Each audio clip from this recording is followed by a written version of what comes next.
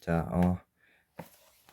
물리학원 2학기 첫 번째 수업을 시작하도록 하겠습니다. 자, 전자의 에너지 준위에 대해서 한번 좀 알아보도록 하겠습니다. 자, 일단 그걸 알기 위해서는 이제 원자 모형에 대해서 한번 알아봐야 될 텐데요. 자, 원자 모형의 발달 과정에 대해서 한번 간략하게 한번 알아보도록 하겠습니다. 자, 이 첫 번째는 뭐냐면은 이제 기원전 이제 대략 300에서 400세기 이제 400년에 데모크리토스가 이제 원자설을 주장했습니다. 되게 비과학적인 내용을 제시했기 때문에 이건 이제 빼기로 하고. 자, 그 다음에 이제 뭐냐 이제 돌턴이 뭘 주장했다. 돌턴이 이제 원자설을 주장하게 됩니다. 이거는 돌턴의 원자설이 되겠고. 자, 그 다음에 여기 이제 조금 더 발달해서 뭐가 된다. 이제 톰슨 나오죠. 톰슨의 원자설이 나오게 되고. 자, 그 다음에 요게 조금 더 개량돼서 러더퍼드, 그 다음에 그 다음에 이제 슈레딩거에 의한 현대적인, 이건 현대의 원자 모형 이렇게 이야기를 하는데 이제 이런 식으로까지 이제 발달을 하게 되고, 이제 요게 이제 현대 모형이랑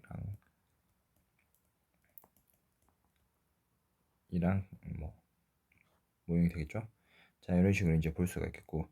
자, 크게 6가지로 발달된 것을 확인을 할 수가 있습니다. 그 중에서 이제 요거는 제끼고, 이 데모크리토스의 원자 모형을 빼고 이제 돌턴부터 한번 보게 되면은, 돌턴의 원자 모형은 뭐다 이제 큰 특징은 이제 물질은 더 이상 쪼갤 수 없는 원자로 이루어져 있다라는 것을 알 수가 있겠고, 화학의 기본 법칙, 질량 보존 법칙, 일정선 분비의 법칙, 배수 비례 법칙 등의 설명을 할 수 있는 이론이 되었다라는 것입니다. 그 다음에 하지만 이제 한계가 뭐냐면 음극선 실험 결과를 설명하는 것이 힘들었다라는 겁니다. 자, 그 다음에 이제 이를 이제 보완한 이제 이론이 뭐냐면은 톰슨의 원자 모형이 됩니다. 자, 마이너스 전하를 띤 부드러운 공 안에 이제 플러스 전하를 띤 부드러운 공 안에 마이너스 전하를 띤 전자라는 것이 박혀져 있다. 이제 톰슨이 이제 전자를 발견했기 때문에 전자 모형이 되겠죠. 자, 그래서 원자가 고루 밀도를 가진 플러스 전하를 띤 공 속에 마이너스 전하를 띤 전자가 박혀 있다고 주장을 하였습니다. 자, 이를 통해서 이제 원자의 전기적 성질의 일부를 설명을 하였다라는 것을 알 수가 있지만, 러더퍼드의 알파 산란 입자 실험을 설명하는 것은 힘들었다라는 것을 알 수가 있습니다. 자, 요거를 설명한 사람이 뭐냐? 알파 입자 산란 실험 설명한 사람이 누구냐면은 바로 러더퍼드가 되게 됩니다. 자, 원자의 중심에 매우 작고 질량이 큰 플러스 전하를 띤 원자 핵이 존재하고, 원자 핵을 주장한 거죠. 원자 핵이 있고 그 주위에 뭐가 있다? 마이너스 전하를 띤 전자가 돌고 있다라는 주장을 한 것입니다. 자, 그다음에 원자핵과 전자 외에는 빈 공간임을 밝혔다라는 것이며, 이제 수소선 스펙트럼을 설명하는 것이 어려웠다라는 한계가 있습니다.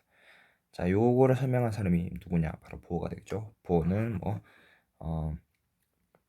원자핵을 중심으로 요걸 그림으로 좀 보면은 이제 러더퍼드 모형은 우리가 자주 보는 이 플러스 원자핵 주변에 이제 마이너스 전자가 이렇게 이렇게 왔다 갔다 한다 이렇게 볼 수가 있겠고. 자, 그 다음에 이 보어의 모형은 뭐냐? 이 특정한 궤도를 가지고 있다라고 주장한 것이 뭐다? 전자는 특정한 궤도를 가지고 있다고 주장한 것이 바로 보어의 모형이 됩니다. 이 러더퍼드 모형과 비슷한데 뭐다? 이 플러스 원자핵 주변을 돌 때 뭐가 있다? 특정한 궤도가 있게 된다라는 게 뭐다? 보어의 원자 모형이 됩니다. 자, 그래서 이를 통해서 수원자의 선 스펙트럼을 설명하는 것이 가능했다라는 것을 알 수가 있으며, 하지만 2개 이상의 전자를 가지거나 다전자 원자의 선 스펙트럼을 설명하는 것이 어렵습니다. 왜냐면은 여기 전자가 있고 여기 전자가 있으면은 요 사이에 뭐가 존재한다. 이제 청력이 작용할 수 있겠죠. 전기적 인터랙션 상호작용이 존재할 수 있는데, 이 상호작용을 설명하는 게 매우 어렵다는 것이고. 자, 이 특정 궤도를 통해서 이제 전자가 돌고 있더라도 중요한 게 뭐냐면, 이 전자가 돌면서 움직이는 경우, 이제 이걸 우리가 가속이라고 얘기하는데, 가속 운동을 하는 경우에는 뭐가 발생하냐면 이 에너지가 방출되게 됩니다. 그래서 전자기파라는 에너지가 방출되게 되는데, 그러면 이제 전자가 에너지를 잃게 되면 최종적으로 어떻게 되냐면은 원자핵 주변에 달라붙게 됩니다. 자, 그래서 원자 핵이 붕괴가 되는데 이걸 설명할 수가 없었기 때문에 이 실제로는 안 그렇잖아요. 이걸 설명하는 게 어렵기 때문에 이 보호의 원자 모형도 여러 가지 한계가 존재했다라는 겁니다. 원자 핵, 원자 붕괴, 붕괴가 발생하게 되는데 원자 붕괴가 발생하게 되는데 요거를 설명하는 것이 어떻다 어렵다라는 겁니다. 자, 그래서 현대의 원자 모형은 뭐냐면은 뭐 전자가 뭐 원자핵 주위에서 발견될 확률만이 존재한다라는 겁니다. 이 확률 모형이 뭐 구름과 같은 모형으로 나타난다. 그래서 우리가 이거를 클라우드 모형이라고도 이야기를 합니다. 자, 이걸 발견한 사람이 누구냐면은 슈레딩거가 됩니다. 그래서 슈레딩거 방정식을 통해서 전자가 발견될 수 있는 확률을 계산했으며 이 구름처럼 나타나는 것을 이제 제시했습니다. 자, 그 다음에 체드윅이라는 사람이 뭐 중성자의 존재를 확인해서 원자핵은 뭐 양성자, 중성자로 이루어져 있다는 것을 이제 확인을 했습니다. 하지만 한계점은 뭐 이 확률로 이제 전자가 존재할 수 있는 것을 확률로만 나타낼 수 있다라는 한계가 존재하게 됩니다. 자, 그래서 이제 이걸 보면은 이제 뭐 이런 식으로 이 플러스 원자핵 안에 이제 뭐 원자 플러스 양성자도 있고 중성자도 있고 뭐 이런 것들이 이제 복합적으로 이제 존재한다는 것이고 여기 이제 전자 분포하는 것은 뭐다? 이 확률에 의해서 이제 클라우드 형태로 이렇게 존재한다라는 것을 주장한 게 뭐다? 현대 원자 모형 또는 뭐 슈레딩거의 모형 또는 뭐 클라우드 모형 이런 것들이 되겠죠. 그래서 한번 가보도록 하겠습니다. 자, 일단은 우리가 원자와 전자 뭐 에너지 준위를 알기 위해서는 뭘 알아야 된다? 이 전자가 어떤 특징을 가지느냐에 대해서 알아야 될 것 같습니다. 자, 전자의 전하량을 알아야 될 건데 이 우리가 보통 전자를 E라고 이렇게 쓰잖아요. 이 전자의 전하량도 이제 우리가 E라고 쓸 겁니다. 자, 그래서 E는 전하량이니까 크기를 가질 건데 얼마만큼의 전하량의 크기를 가지느냐? E는 뭐 1.9 곱하기 10에 1.6 곱하기 10에 마이너스 19승 1.6 곱하기 10에 마이너스 19승 쿨롱만큼의 이제 전하량을 가진다라는 겁니다. 자, 그래서 보통 이제 뭐 이제 플러스 전자의 전하량을 이제 위로 썼을 때는 보통 이제 플러스를 나타내기 때문에 전자의 전하를 뭐 E라고 썼을 때는 이제 얘는 전자의 전하는 마이너스를 가질 거기 때문에 마이너스 E 이렇게 쓰는 경우가 많습니다. 자, 무슨 말인지 알겠죠? 그래서 전자는 뭐 음의 전하량을 가지고 있기 때문에 E라고 쓰는 경우는 양수기 때문에 뭘 써준다? 마이너스를 써줘가지고 E라고 마이너스 E라고 이렇게 표시를 하면 전자의 전하량이 전하량이 되겠죠. 이런 식으로 이제 쓸 수가 있겠다. 자, 그 다음에 이 전하를 가진 입자는 뭘 받는다? 이제 쿨롱 힘을 받게 됩니다. 뭐 이게 우리가 정전기력이라고 이렇게 이야기도 합니다. 정전기력이라고 이렇게 이야기하는데, 자, 동일한 종류의 전하는 뭐 청력이 작용하며 이건 다 아는 내용이니까 뭐 다른 종류의 전하의 경우에는 뭐 인력이 작용한다. 이런 내용은 뭐 계속 배워서 알겠죠. 자, 그 다음에 이 쿨롱은 실험을 통해서 이제 이 정전기력의 뭐 전기력의 크기를 측정하였는데 뭘 이용했다? 비틀림 저울을 사용하여서 이제 측정을 하였습니다. 자, 보시면은 이 실험 장비가 이렇게 되는데 이런 실험 장비라는 것을 확인할 수가 있겠고 이 실험 장비 개요를 보고 알 수 있는 게 뭐냐? 자, 여기 보시면은 이 비틀림 저울의 구조는 뭐다? 금속실에 매달린 가벼운 절약 막대 끝에 이제 대전된 공 A. 자, 이쪽에 뭐냐면 요거 확대해서 본 거겠죠? 이 뭐 대전된 공 A가 있겠고 이제 요거는 이제 질량이 있으니까 이거 맞춰주기 위해서 이 동일한 질량의 줄을 이렇게 놔두게 됩니다. 그럼 이게 수평을 이룰 수가 있겠죠? 균축에 매달아 놓은 상태에서 뭐다? 공 A 근처에 뭘 놔둔다? 대전된 공 B를 놔두게 되면 이 경우에는 플러스와 뭐 플러스를 이제 전하를 이제 놔둔 경우이기 때문에 이제 서로 밀어내는 힘이 작용했죠. 청력이 작용할 거기 때문에 얘가 이렇게 돌 거란 말이죠. 이 도는 정도를 측정을 하면은 뭘 측정할 수 있다? 전기력의 크기를 측정할 수가 있겠다라는 겁니다. 자, 그렇게 해서 측정한 이제 힘이 뭐냐면 바로 쿨롱 힘이 되겠죠. 쿨롱 힘. 그래서 쿨롱의 법칙을 이제 우리가 볼 수가 있을 건데 F 뭐 보통 뭐 E라고 쓰게 됩니다. F2 또는 뭐 F 그냥 F라고 쓸게 F2라고 쓸게 F2라고 썼을 때 이 F의 크기는 얼마냐면 4파이 입실론 제곱분의 1에 r 제곱분의 q1, q2 이렇게 쓰게 됩니다. 자, 여기서 이 둘 사이의 전하의 거리를 전하의 거리를 r이라고 보고, 이제 뭐 q1은 요 빨간색의 전하의 크기를 전하량의 크기를 q1, 그다음에 요 파란색의 이제 전하량의 크기를 q2라고 이렇게 쓸 수 있겠죠. 그래서 이런 식으로 이제 쓸 수가 있겠고, 여기 경우에는 마이너스니까 인력이 작용하고, 플러스인 경우 각각 둘 다 플러스인 경우 같은 전하를 가진 경우에는 청력이 작용한다 이렇게 쓸 수가 있겠고, 이런 식으로 쓸 수가 있겠죠. 그래서 이렇게 쓸 수가 있겠고, 자, 그 다음에 요 이제 입실론 값은 우리가 뭐냐면은 유리라고 하는데, 이제 진공에서의 유전율은 이제 입실론 제로라고 쓰게 됩니다. 진공에서.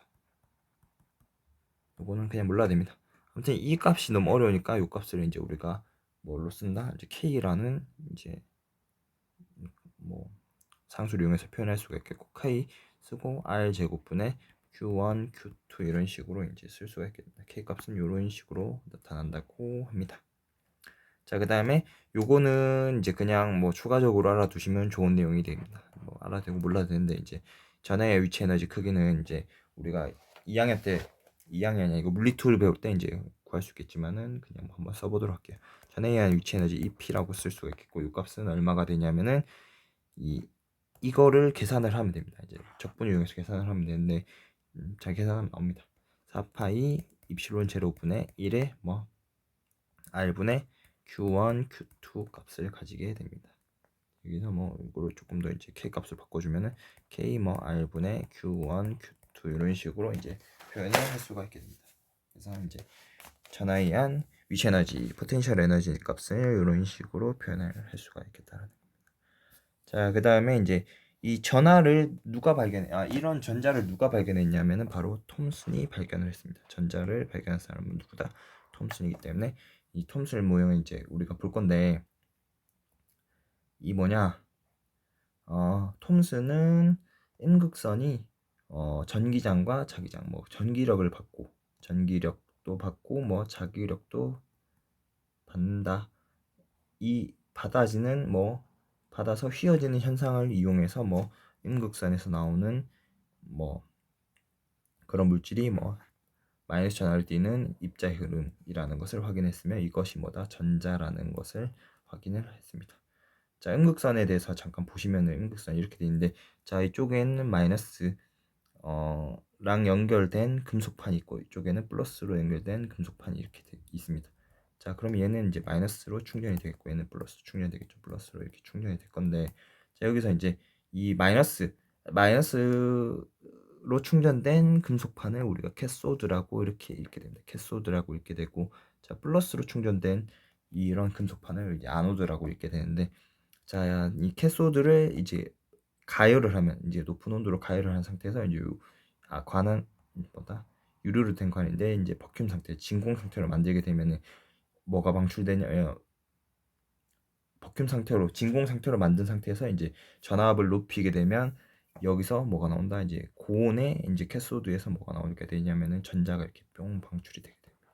이런 식으로 마이너스인 전자가 이렇게 방출을 해서 이쪽으로 이렇게 쭉 도달하면서 이제 전류가 흐르게 되는데, 이 선을 뭐라고 얘기하냐면 음극선이라고 하게 됩니다. 음극선. 그래서 한번 읽어보면은 고온으로 달궈진 음극단자와 양극단자가 진공 유리관 안에 있고, 이제 두 사이에 큰 전이차 볼티지 값이 크게 되면은 안에서 뭐가 흐르게 된다? 전자가 흐르게 된다라는 겁니다. 자, 그래서 실험 결과는 다음과 같은데, 이렇게 이제 음극선이 흐르는 것을 알 수가 이제 이미지로 나오는 걸 확인할 수 있겠죠. 이 값이 이게 음극선이다.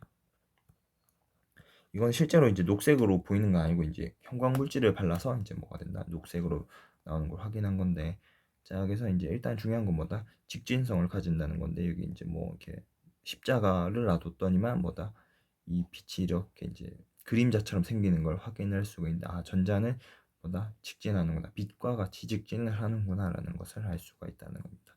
자, 그 다음에 실험 결과 조금 보면은, 이 위쪽에는 뭐가 있냐면은, 위쪽에는 플러스가 있겠고 아래쪽에는 마이너스가 있는데, 이게 이제 위로 이렇게 휜 걸 할 수가 있겠죠. 위로 휘었다는 거는 플러스에 의한 인력을 받았다 또는 마이너스에 의한 청력을 받았다 이렇게 볼 수가 있기 때문에 얘는 뭐다? 전기적인 전기력을 받았다는 것을 알 수가 있겠고, 어떤 전하를 띈다, 마이너스 전하를 띈다라는 걸 알 수가 있겠죠. 마이너스 전하를 띈다는 걸 확인할 수 있겠고, 그래서 위쪽으로 이렇게 휜다는 것을 확인할 수 있겠죠.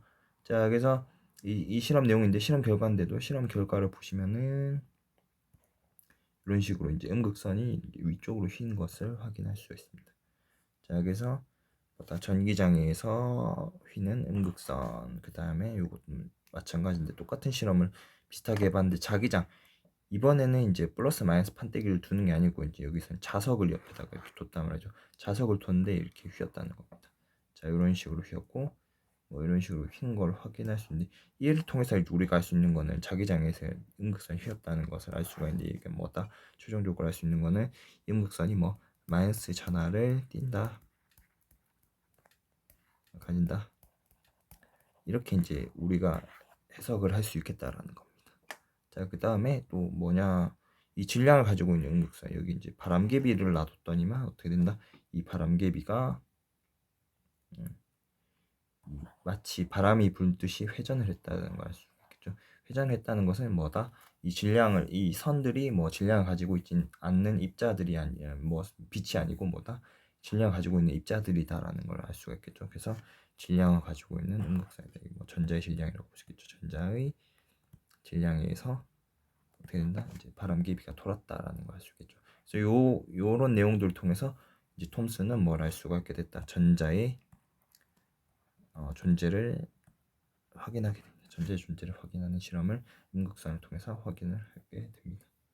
자, 그래서 이를 통해서 이제 원자 모형을 이제 톰슨이 발표를 하게 되는데, 자, 뭐 나머지 쭉 읽어보시고, 전자를 발견한 후에 뭐다?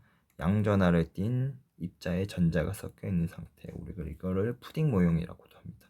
자, 그래서 계속 읽어보면 양전하의 입자와 전자의 수는 동일하다고 주장하였다. 그래서 뭐 최종적으로 뭐 중성인 상태를 유지할 수 있다. 원자는 중성인 상태를 띠기 때문에 뭐 양전하의 입자와 전자 입자는 동일하다라고 주장을 하였고, 이런 식으로 이제 주장했다는 겁니다. 그래서 원자 안에 뭐 전자가 이렇게 수박씨처럼 박혀 있겠죠. 이런 식으로 박혀 있다라는 것을 알 수가 있습니다. 그래서 이런 식으로 이렇게 박혀 있으면 이 모형을 우리가 뭐라고 하냐면은 푸딩 모형이라고도 합니다. 푸딩 모형. 푸딩 안에 수박씨처럼 이제 마이너스가 이렇게 박혀 있다라고 볼 수가 있기 때문에 푸딩 모형이라고 볼 수가 있습니다. 자, 이후에 이제 나오는 내용은 뭐냐?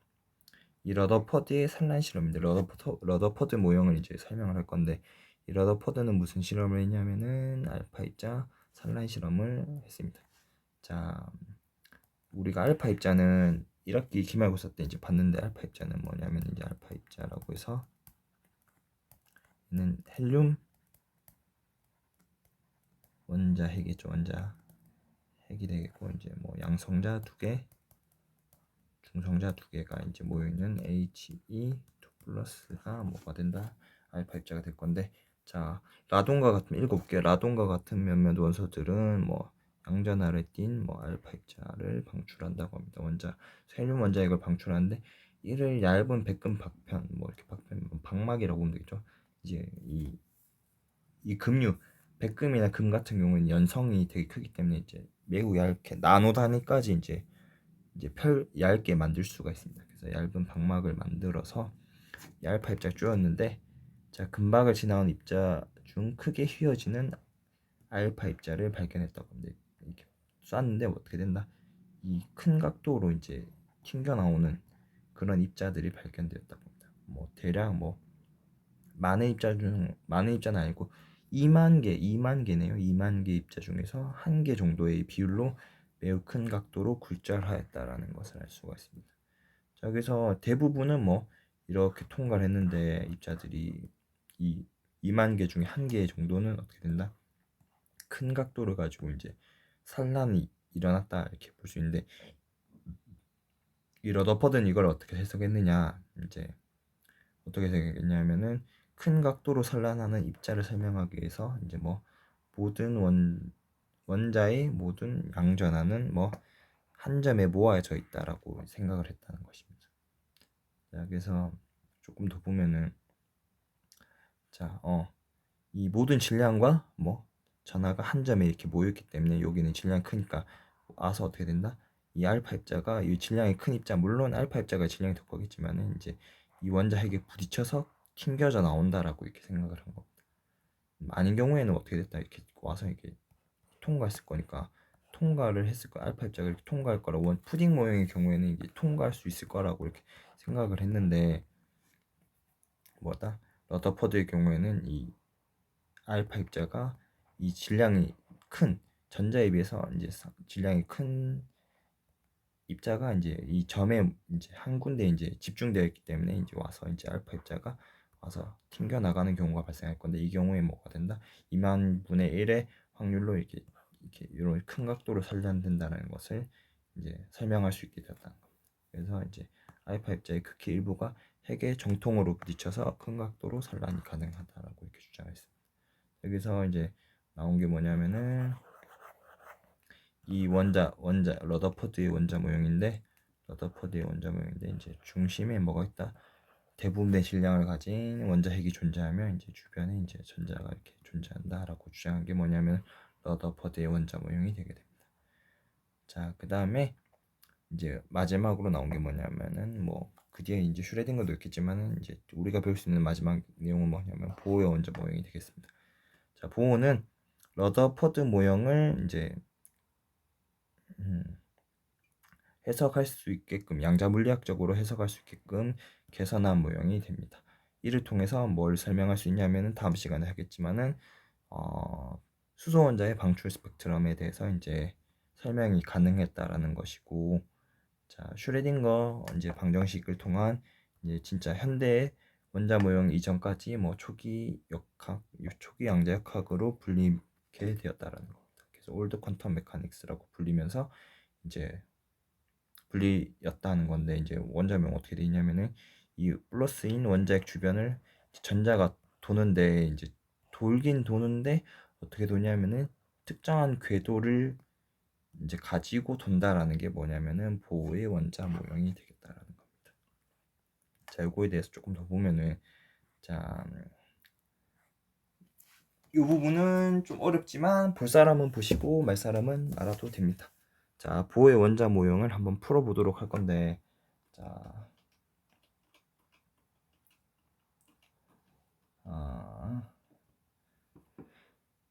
자, 원자핵과 전자의 인력은 뭐 우리가 이제 정전기력이 되겠죠. 그래서 쉽게 구했겠죠. F2 값은 아까 얼마라고 했죠? 4파이 입실론 제로분의 1에 R 제곱분의 이제 2 제곱 이렇게 되겠죠. 이제 크기만 이제 인력이라고 돼 있으니까 이제 뭐 당긴 힘의 크기만 본다면 이런 식으로 쓸 수가 있게 됩니다. 자, 되겠죠. 이게 뭐다? 정전기력, 쿨롱 힘이 되겠죠. 정전기력 이렇게 되겠고, 이제 쿨롱 힘이 되겠죠. 자, 그 다음에 이제 요거는 이제 또 받아들이셔야 되는데, 이거는 이양 물리투를 배우면 이제 할 수 있는 내용인데, 구심력이 작용하게 될 건데, 원운동을 하는 물체에 이제 뭘 작용한다? 원운동을 이렇게 하는 물체가 있으면은, 이 원운동을 하는 물체가 있으면 이 중심 방향으로 힘이 작용해야 되거든요. 이 힘을 뭐라고 얘기하냐면은 구심력이라고 이렇게 이야기합니다. 구심력. 구심력이 암쪽 방향으로, 이 구의 중심 방향으로 작용하는 힘, 뭐 이런 뜻인 것 같은데요. 뭐 구심력 이렇게 되겠죠. 그래서 이 힘은 뭐다? 크기가 이제 F는 뭐 R분의 mv 제곱 이렇게 되게 됩니다. 요거는 그냥 받아들이시면 됩니다. 자, 그래서 뭐 m은 뭐 전자의 질량, 그 다음에 v는 뭐 전자의 속도 이렇게 되겠죠. 그래서 원자와 전자의 거리, 이제 요 원운동하는 이 궤도의 반지름 값이 뭐가 된다? R 값이 되겠죠. 자, 그래서 그 다음에 이제 보호가 제시한 각 운동량이라는 게 있는데, 이것도 그냥 받아들이시면 됩니다. 그래서 각 운동량은 우리가 뭐다? 운동량이랑 비슷한데, 운동량 P 값은 우리가 MV라고 했죠. 그 다음에 각 운동량 값은 L 값은 뭐 MV에다가 뭘 곱한 거다. 이제 회전하고 있는 뭐 R 값을 곱했다라고 되는데, 이런 식으로 이제 나오게 됩니다. 자, 그래서 이제 뭐 요것도 이제 요거는 이제 얘도 이제 벡터 값이 되겠고 얘도 이제 벡터 값이 되는데 요거는 방향이 조금 하여튼 크로스 벡터를 해야 되기 때문에 일단 그냥 크기만 보도록 할게요. 얘도 크기만 보고 마치 운동량과 각 운동량은 비슷한데 뭐만 곱했다 이제 R만 곱한 경우다라고 이렇게 보시면 됩니다. 자, 그래서 보호가 제시한 각 운동량 값은 어떻게 되냐면은 L 값은 각 운동량은 어떤 공식을 따르냐면 MVR이라는 공식을 따르게 됩니다. 요거는 우리가 그냥 받아들이셔야 됩니다. 요거는 그냥 받아들이시고, 자, 그래서 요 값이 N 뭐 H 바에 비례한다 이렇게 이제 한 건데, 이제 H 바는 뭐냐? 이제 H부터 알아야겠죠. H 값은 뭐다? 플랑크 상수라는 상수가 됩니다. 뭐 이렇게 나온 게 되고, 자, 그 다음에 이 H 플랑크 상수를 뭐 2파이로 나눈 값을 이제 H 바라고 이렇게 됩니다. H 바, H 바, H 바뭐 이렇게 됩니다. H 위에 뭐가 있죠? 짝대기가 있죠. 이렇게 짝대기가 있으니까 H 위에 짝대기가 있으니까 H 바 이렇게 읽으면 됩니다. 또는 뭐 하바 이렇게 읽는 경우도 있는데 뭐 그냥 H 바 하바 이렇게 읽으시면 됩니다. 자, 그래서 뭐다? 각 운동량 값이 MVR이라는 값인데 이 값이 뭐의 배수가 된다? H 바의 배수가 된다라고 이렇게 주장을 한 게 누구다? 보호가 제시한 내용입니다. 자, 그래서 이제 우리가 이제 구심력을 이제 요걸로 표현해 가지고 요런 식으로 이제 최종적으로 한번 표시해 볼 수가 있는데, 자, 한번 해 볼게요. 요거는 그냥 하셔도 되고 안 하셔도 됩니다. 이제 안 하셔도 되겠죠. 왜냐면 좀 어려우니까. 자, 그래서 일단 해 보면은 F는 뭐 R분의 MV 제곱이라는 이제 구심력을 구할 수가 있겠고, 요거로 이제 MVR로 표현을 하려면은 이제 V 제곱이니까 뭐 M 제곱으로 만들어 주기 위해서 이제 M을 한번 곱해주고 되겠죠? 자, 그 다음에 여기 R 제곱이 필요하겠죠? R 제곱을 곱해주고 V 제곱을 곱해주면 여기 이제 없던 R 제곱을 곱해줘야 되니까 R 제곱을 이제 분자분모에 곱해준 거고, 이제 기존에 있던 R을 그대로 써주면은 MR 세제곱분의 얼마가 된다? M 제곱 R 제곱 V 제곱 이렇게 되겠죠? 자, 이 값은 뭐가 되냐면은 뭐가 된다? 뭐가 되죠? MR 세제곱분의 L 제곱 이렇게 바뀌겠죠. 근데 중요한 거는 보는 뭐 이 L 값이 뭐 NH 바에 비례한다 이렇게 NH 바 값이랑 똑같다라고 이제 주장한 거기 때문에 어떻게 된다? MR 세제곱분의 뭐 N 제곱 H 바의 제곱 이렇게 이제 표현을 할 수가 있다라는 겁니다. 자, 되겠죠? 자, 이렇게 이제 나온다는 것을 확인을 했고, 자, 그 다음에 이제 뭐냐면은 이 결국에는 이 전자를 당기는 구심력이 뭐랑 같아야 된다. 구심력이 여기 플러스 마이너스가 있고 이 플러스가 있다는 것은 이 구심력에 해당하는 힘이 뭐랑 똑같은 거냐면 전기력이랑 똑같아야겠죠. 그래서 우리는 뭐다 F랑 뭐 구심력이랑 FE 값이랑 똑같다라고 이렇게 볼 수가 있겠죠. 자, 그러면은 이 구심력 값은 어떻게 쓸 수 있냐면은 이렇게 쓸 수 있겠죠. MR 세제곱분의 N 제곱 H 바의 제곱이니까 F는 뭐 어떻게 된다? MR 세제곱분의 N제곱 H 바이 제곱 이렇게 이제 쓸 수가 있겠고, 요 힘이랑 무슨 힘이랑 같다? 정전기력이랑 같다라고 돼 있으니까 4파이 입시론 제곱분의 1의 R 제곱분의 2의 제곱 요 힘이랑 같다라고 보면 되겠죠. 그래서 이제 요 두 개의 식이 같다라고 놓고 이제 풀게 되면은 이제 R 값이 날라가 되니까 쉽게 R 값을 계산을 할 수가 있게 됩니다. R은 어떤 값을 가지냐면은 M2의 제곱분의 뭐가 된다? 4파이 입실론 제로 그 다음에 n제곱 h바의 제곱 이런 식으로 표현을 할 수가 있게 됩니다. 자, 그래서 이제 중요한 거는 이 파이도 상수, 뭐 m도 상수, 전자의 질량, 뭐 이 e는 뭡니까? 전자의 전하량, 뭐 또 원자의 플러스의 전하량 이렇게 볼 수 있겠고, 입실론 제로는 뭐 상수 유전율, 그다음에 얘는 플랑크 상수, 얘만 이제 변할 수 있는 값이 되겠죠. 그래서 좀 바꿔주면 m2의 제곱 4파이 입실론 제로 h 파이 제곱 곱하기 뭐가 된다? n 제곱 이런 식으로 이제 쓸 수가 있다라는 거. 자, 그러면은 우리가 이제 알 수 있는 건 뭐냐면은 이 R 값이 뭐에 비례한다? n 제곱 값에 비례한다라는 걸 알 수가 있겠죠. 그래서 이 값은 어려운 값이니까 우리가 a0라는 값으로 이제 바꿔줄게요. a0라는 값. 이거는 조금 이따 설명할 건데, 자, 그래서 우리가 Rn 이렇게 쓸 수가 있고 A0에 뭐 n 제곱 이렇게 쓸 수가 있다는 겁니다. R 값은 이런 식으로 표현을 할 수 있다는 거고, A0 값은 뭐냐면은 뭐 R1일 때 이제 A0랑 같겠죠. 그래서 요때 값을 우리가 뭐냐면은 보호 반지름이라고 이렇게 이야기를 하고, 요 값을 보호 반지름이라고 이야기를 하고, 가장 반지름이 작을 때 이 보호 모델에서 이제 요 값이 H일 때 가장 작겠죠. 가운동량 값이 가장 작을 때, 그다음 뭐 에너지가 가장 작을 때, 그때 값을 뭐라고 한다? 보호 반지름이라고 이렇게 이야기합니다. 이제 가장 뭐 작은 반지름, 우리가 그 상태를 뭐라고 얘기하냐면은 바닥 상태라고 이야기합니다. 바닥 상태, 에너지가 바닥 상태일 때, 이때 뭐 반지름의 크기 뭐 이렇게, 이게 뭐가 된다? A0 값이 된다. 보호 반지름이 된다라는 것을 알 수가 있게 됩니다. 자, 되겠죠? 자, 넘어가 보도록 하겠습니다. 자, 그래서 수소 에너지 이제 계산을 한번, 에너지를 알아야 되니까, 에너지 준위 뭐 에너지를 알아야 될 거니까 에너지 계산을 한번 해보도록 할게요. 수소가 가지고 있는 에너지. 자, 일단은 뭐냐면은 우리가 앞서서 구심력과 정전기력이 같다라고 이렇게 썼으니까 그대로 한번 써보도록 할게요. R분의 뭐 mv 제곱은 뭐랑 똑같다? 4파이 입실론 제로분의 1에 뭐 R 제곱분의 뭐 2제곱 이렇게 똑같다라고 이제 우리가 볼 수가 있겠죠. 자, 그 다음에 전자의 위치 에너지는 우리가 시간에서 이제 앞장에서 했는데 그냥 뭐 쓰도록 할게요.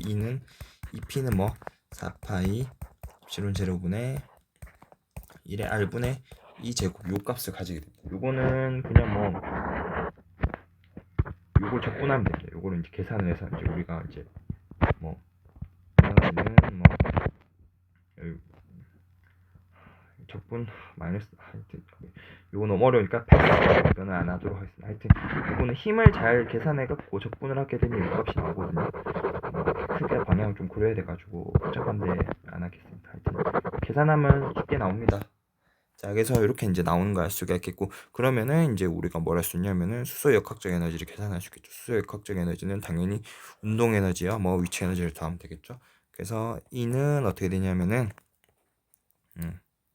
2K 더하기 뭐 2P가 되겠죠. 그래서 2분의 1 MV의 제곱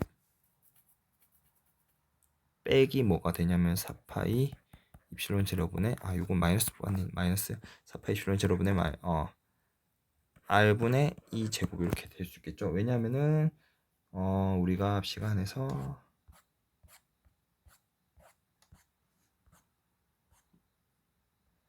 했던 게 이제 요렇게 이제 전하에 의한 위치 에너지가 이런 식으로 나오는데, 하나는 지금 원자에게, 수소 원자에게서 하나는 뭐 플러스가 되고 하나는 마이너스니까 요 두 개 값이 2제곱 마이너스가 되겠죠. 그래서 이제 전체 값이 뭐 마이너스 2제곱 이렇게 될 거니까 음수 값을 가지게 됩니다.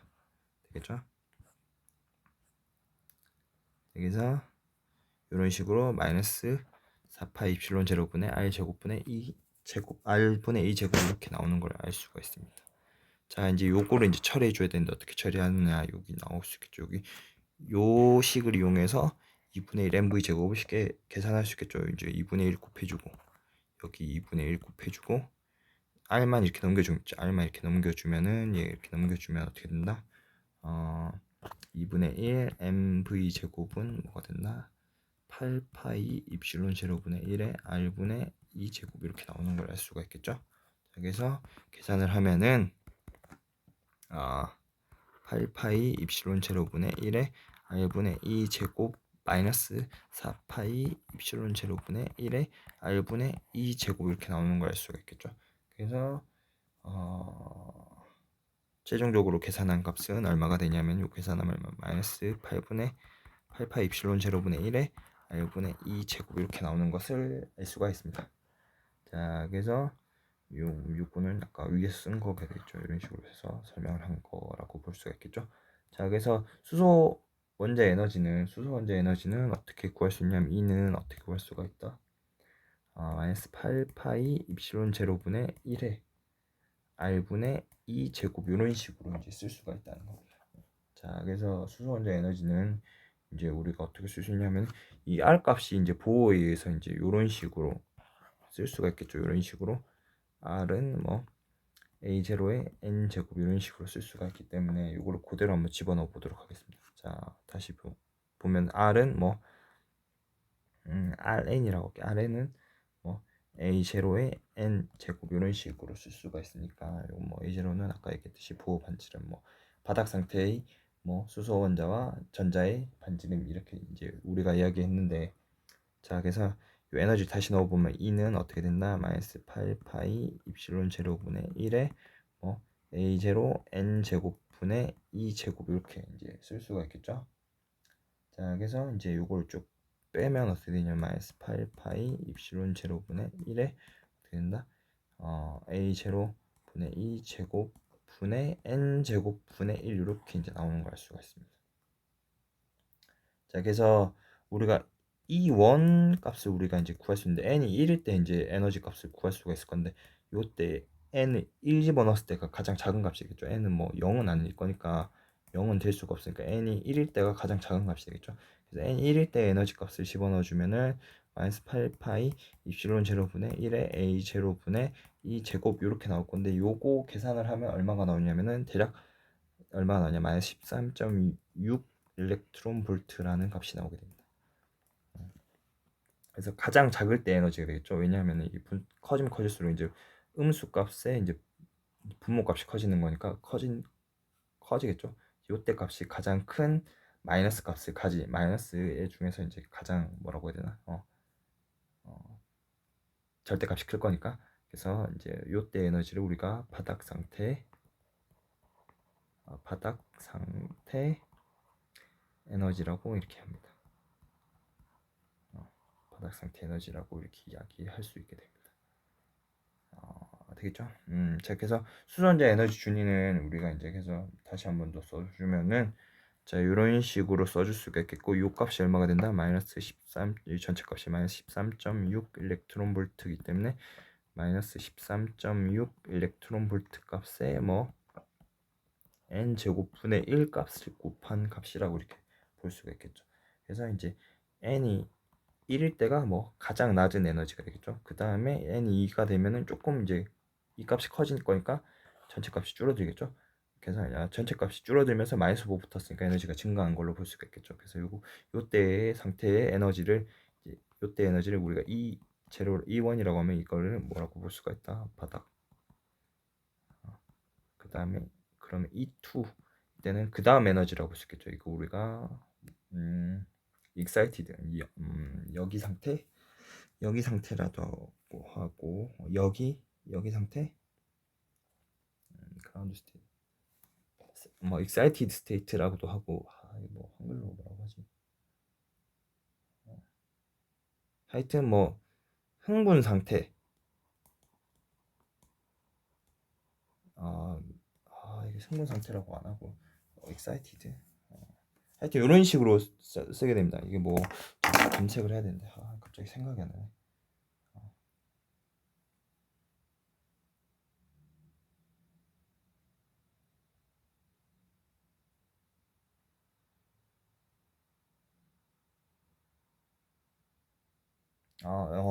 됐다. 흥분 상태라고도 하고, 뭐냐면은 들뜬 상태라고 합니다. 들뜬 상태. 흥분 상태, excited state 뭐 또는 뭐 들뜬 상태 이렇게 이야기도 합니다. 자, 그래서 이 첫 번째 들뜬 상태가 되겠죠. 그다음 n이 뭐 3이 되면 E3라고 하고, 요거는 뭐 두 번째 이제 들뜬 상태, 두 번째 들뜬 상태 뭐 이렇게 쓸 수가 있겠죠. 그래서 자 여기 보면은, 자 여기 이제 나와 있는데 n이 1일 때 이제 요때 반지름 값을 이제 A0라고 할 수 있으면은 n이 2일 때 반지름 값은 요거라고 볼 수 있겠죠. 요 값은 뭐가 된다? 4 A0가 되겠죠. 그 다음에 요 n이 3일 때 값은 얼마가 된다?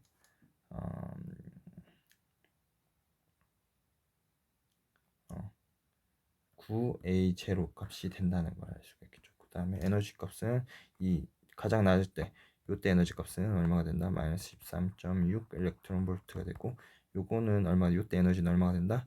이 2는 어떻게 된다? 13.6 일렉트론 볼트에 뭐 4를 나눈 값이겠죠. 요때 에너지 값은 우리가 E3라고 보고 뭐 마이너스 13.6에 뭐 9로 나눈 값이 되겠죠. 일렉트론 볼트 값을 이런 식으로 이제 볼 수가 있겠다는 겁니다.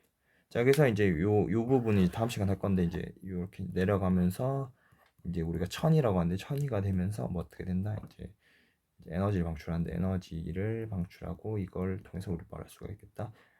스펙트럼을 우리가 볼 수 있을 건데 이 부분은 이제 다음 시간에 한번 보도록 하겠습니다. 끝.